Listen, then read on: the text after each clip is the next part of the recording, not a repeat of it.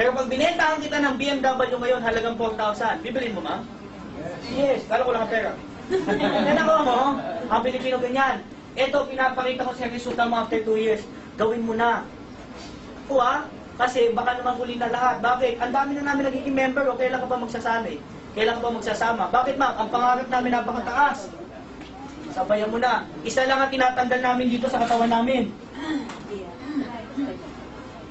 Yung letter P. Alam mo ba yung P sa katawan? Leglas? Pride! Bakit ba? Yung pride? Madaming ganyan. Yan lang po yung isang binaba ko sa katawan ko. Bakit ba? Ang pride, di ka pakainin na, tama? Yes. Ang pride na bulaya, malasong ka. Ako, ha? Yes. Bakit ako sasali sa bata? Teacher ako. Diba? Bata, ba't ako sasali? Manager ako sa bangko. 50,000 naman. Bata, ba't ako sasali? Abogado ako. May kaso ba tayo dito? Wala, tama? Diba? Bata, sasali ako. Doon ako sasali sa'yo. Doktor ako. May nagpapa-order ka ba dito? Diba? Bata, ba't ako sasali sa'yo? Engineer ako. Ba't may nagpapacheck ba ng engine dito? No joke yun. Engineer. Ako mo, ito ha, lahat kami, kaya kami sumali kasi may dahilan. Gusto mo malaman ko ng dahilan namin? Dreams. Gusto mo malaman ang dahilan namin? O simple, umuwi ka ng bahay. Tingnan mo yung bahay mo, kung ikaw malungkot sa bahay mo, sumali ka ng B-Mobile. Pero kung masaya ka na sa bahay mo, huwag ka na sumali. Bakit? Kontento ka na, tama? Yes. Pagpasok mo ng bahay mo, nakita mo garahe, may kotse ka doon, masaya ka na sa garahe mo, at sa kotse mo, huwag ka nang sumali. Pero kung hindi ka pa masaya, sumali ka, bumalik ka ulit dito. Pasok ka ng bahay mo, nakita mo yung sala mo, masaya ka na sa mga nakikita mo, huwag ka nang sumali sa B-Mobile. Kung hindi ka pa masaya, sumali ka. Bakit, ma'am? Dito mo kitain yung nalalagay natin dyan. Pasok ka sa kwarto ng anak mo, ma'am. Tingnan mo anak mo. Kung masaya ka na sa anak mo, huwag ka sumali ng B-Mobile. Kung hindi ka masaya sa anak mo, kasalanan mo yan. Ikaw gumawa, ano wala ka na.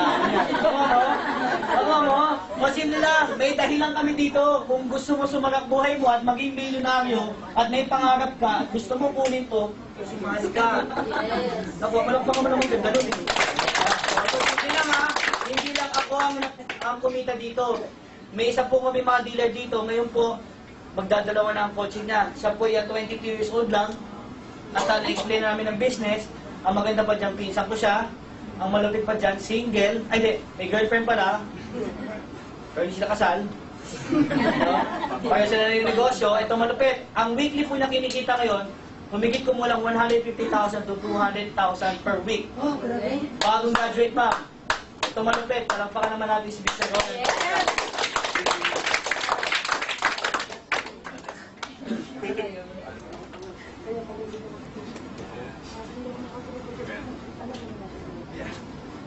Good evening.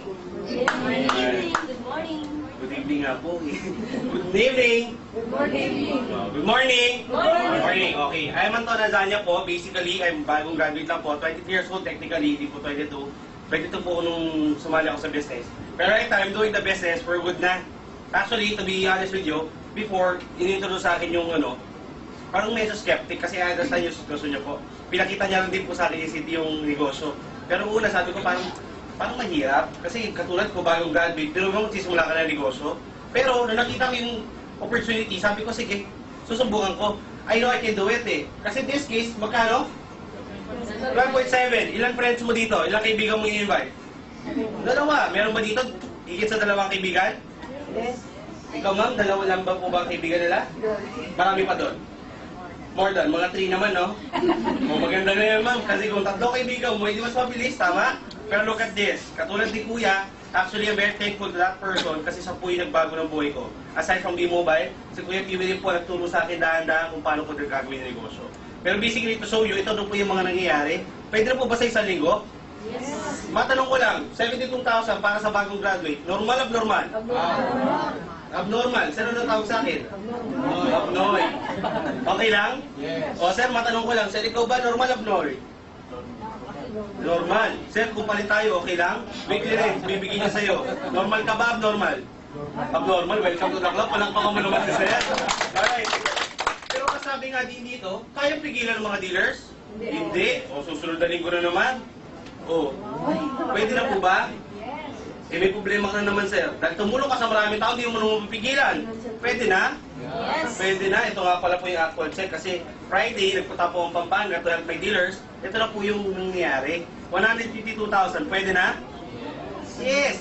Come to the concept, simple lang. Ang negosyong to, dapat willing kang tumulong para kumita. Hindi ito yung para sa isang tao na ikaw lang mo pwedeng kumita. Kailangan willing ka rin kumita para tumulong. At the same time, simple lang naman eh. O pag-usapan natin ha, sir, basically sa sitwasyon nyo ngayon, do you think madali po bang kunin ang mga pangarap mo? Sa ikaw mag-isa? Mahirap? O sir, ganito na lang. Okay lang ba? Ngayon, naroon na to. Lahat na nakikita mo sa paligid mo, kasama sa pagkuha ng pangarap mo. Okay lang?